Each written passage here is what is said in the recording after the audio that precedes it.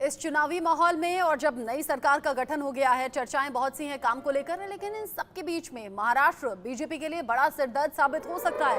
खबर क्या है पूरी वो जान लीजिए। कैबिनेट गठन के बाद भी जो मुश्किलें हैं वो कम होती हुई नजर नहीं आ रही हैं, क्योंकि उधर महाराष्ट्र में शिंदे और अजीत पवार की पार्टी अपनी डिमांड्स को लेकर अब सामने आई, लेकिन डिमांड्स मानी नहीं गई और ऐसे में नाराजगी जो है वो देखी जा रही है। रह रहकर खबरें सामने आ रही है कि नाराजगी बनी हुई है। दोनों ही दलों में से मोदी कैबिनेट में जगह किसी को नहीं मिली है और ऐसे में दोनों ही पार्टी खफा हैं।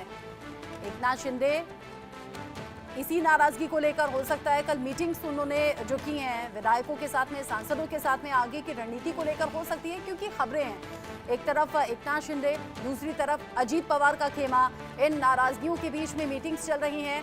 एनसीपी ने बिना कैबिनेट के पद को लेकर जो नाराजगी दिखाई है उसे स्वीकार करने से इनकार भी कर दिया है इस सिचुएशन को, क्योंकि एनसीपी चाहती थी कि उनकी पार्टी से जीते हुए सांसद को भी कैबिनेट में जगह मिले, लेकिन कैबिनेट के पद को वो चाहती थी, उसे मिला नहीं और अब ऐसे सिचुएशन को वो स्वीकार करने के लिए तैयार नहीं है। रह रहकर खबरें। और हम ये भी जानते हैं महाराष्ट्र में जो सियासी माहौल हुआ, जिसमें एनसीपी टूटी, जिसमें शिवसेना टूटी, अब ये जो टूटी हुई बिखरी हुई दो पार्टियां हैं, क्या वो आपस में फिर से जुड़ जाएंगी?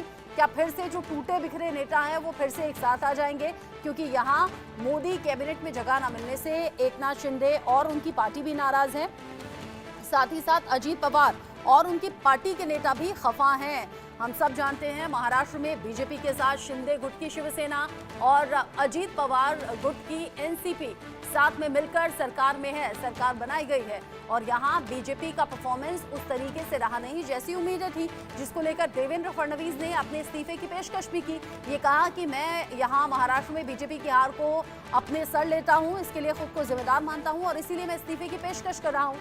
इन सब खबरों के बीच में क्या अब परेशानी बीजेपी के लिए बढ़ जाएगी? क्योंकि एक तरफ तो आगे का रोड मैप है, आगे के लिए काम करने के लिए कौन कौन से डिपार्टमेंट होने चाहिए, क्या मुख्य योजनाएं होनी चाहिए, कौन कौन से वे बिंदु हैं जिन पर प्रायोरिटी बेसिस पर काम होना चाहिए। एक तरफ तो ये सब चर्चाएं हैं।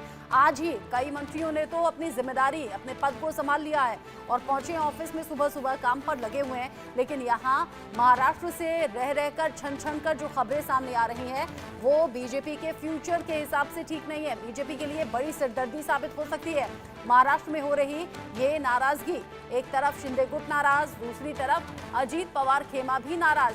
हम ये भी जानते हैं कि महाराष्ट्र में आने वाले वक्त में विधानसभा इलेक्शंस भी होने हैं।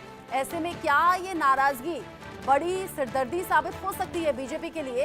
ये भी सवाल लगातार बना हुआ है।